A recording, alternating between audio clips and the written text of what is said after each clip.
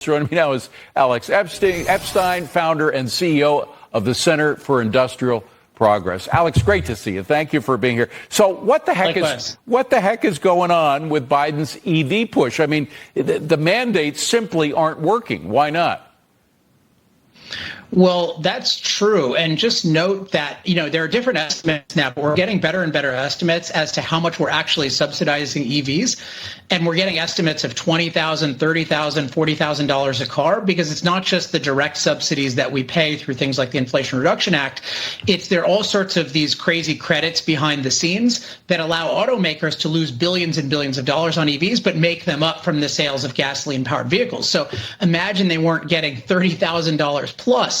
And yet, even when they're getting $30,000 plus in subsidies, they are still having trouble winning over Americans. And the reason is just because for most people at this point in time, they're not the most cost-effective option. Right. And unfortunately, Biden's policy is government-dictated green energy.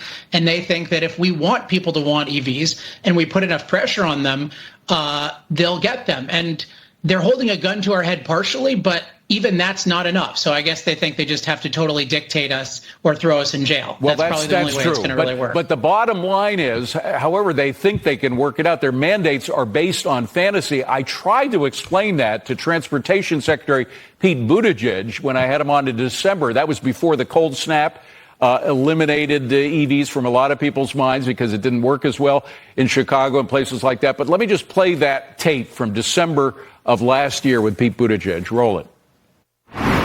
I don't know a lot of people who think that Americans in 2050 are still going to be driving that old technology, that combustion technology that we inherited from the 20th century. Americans but the big question is, well, no, you're not going to meet a lot of people who ever go back after they've gone electric. And I think that really tells you something.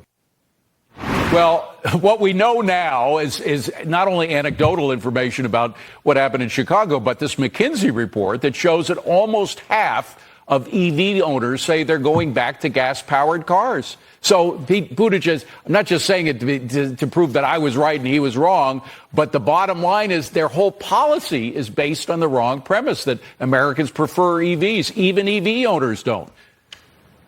I mean, in a sense, it's charitable to say they really believe that Americans prefer it, because if you believe Americans prefer it, why do you need to force them to do it? Right? Why can't they just let the market evolve and not subsidize EVs, which is what I'm in favor of. I'm in favor of EV freedom. So if you can make EVs more cost effective than gasoline powered vehicles, great, I'll buy one. But what we find is just these very common sense things that Buttigieg and these other people ignore, which is they don't have the same range. You have to spend a lot more time charging them. It's just not the same level of convenience. There's no resale value for these things. There's very little resale value.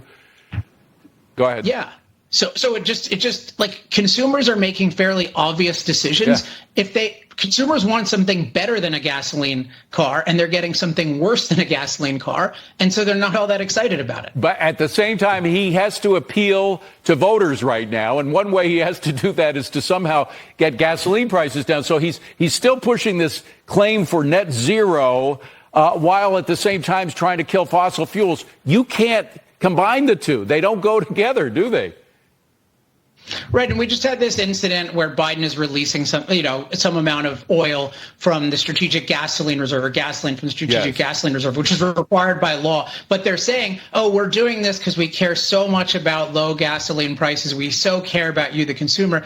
This is nonsense. Their goal, as you said, is net zero by 2050.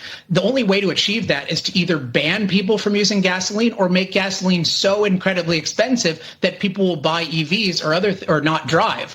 Because gasoline is so expensive. So they clearly want gasoline to be either much more expensive or illegal, but they know that doesn't work with voters. So they're advocating this obvious contradiction of, we don't want you to use gasoline, but we also want you to have way lower gasoline prices. And it's not just gas for cars, by the way. It's natural gas for our heating systems, for our ovens. And what is not being done by the federal government is being done by state governments now all over the country.